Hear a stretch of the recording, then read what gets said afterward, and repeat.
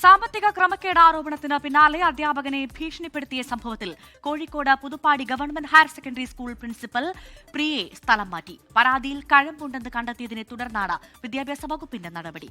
നിഖിൽ പ്രമേഷ് കോഴിക്കോട് വിവരങ്ങളുമായി ചേരുന്നു. Nikhil, good afternoon. ഗുരുതര ആരോപണം നേരിട്ടു, ഒടുവിൽ നടപടി.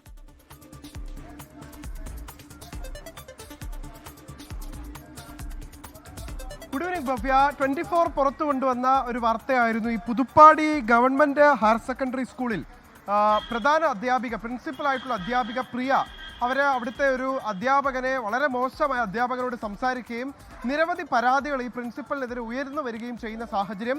ഇതിലാണിപ്പോൾ വിദ്യാഭ്യാസ വകുപ്പ് ഈ PTA പ്രസിഡന്റ് നൽകിയിട്ടുള്ളൊരു പരാതിയുടെ അടിസ്ഥാനത്തിൽ അന്വേഷണം നടത്തുകയും പ്രിൻസിപ്പലിന്റെ ഭാഗത്ത് വീഴ്ചയുണ്ടായി എന്ന് മനസ്സിലാക്കുകയും ചെയ്തതിന്റെ പശ്ചാത്തലത്തിൽ അധ്യാപികയെ കാസർകോട്ടേക്ക് മാറ്റിക്കൊണ്ടുള്ള ഉത്തരവ് പുറത്തിറക്കുന്ന സാഹചര്യം ഉണ്ടായിട്ടുള്ളത്. സാമ്പത്തിക ക്രമക്കേട് സംബന്ധിച്ച പരാതിയോടൊപ്പം തന്നെ അധ്യാപകന്റെ പല്ലടിച്ചു കൊഴിക്കുമെന്ന തരത്തിലുള്ള അവരുടെ ഈ ഫോൺ സംഭാഷണവും, ഇത് രണ്ടുമായിരുന്നു നമ്മളന്ന് പുറത്തുവിട്ടിരുന്നത്. ഇതേ തുടർന്ന് നമുക്ക് തെറ്റുപറ്റി എന്നതടക്കമുള്ള കാര്യങ്ങൾ മുൻനിർത്തിക്കൊണ്ട് ഈ സ്കൂൾ PTAയിലെ ഒരു അംഗം രംഗത്തെത്തുന്ന സാഹചര്യവും ഉണ്ടായിരുന്നു.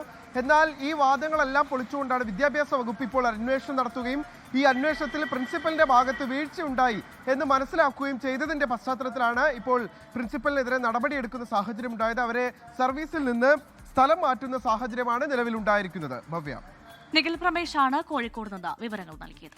ലോകത്തെവിടെയായാലും ഏത് സമയത്തും 24 വാർത്തകളും ഓഗ്മെന്റഡ് റിയാലിറ്റി പാക്കേജുകളും എക്സ്പ്ലെയിനറുകളും വിശദമായി കാണാൻ ഞങ്ങളുടെ YouTube ചാനൽ നിങ്ങൾക്ക് സബ്സ്ക്രൈബ് ചെയ്യാം.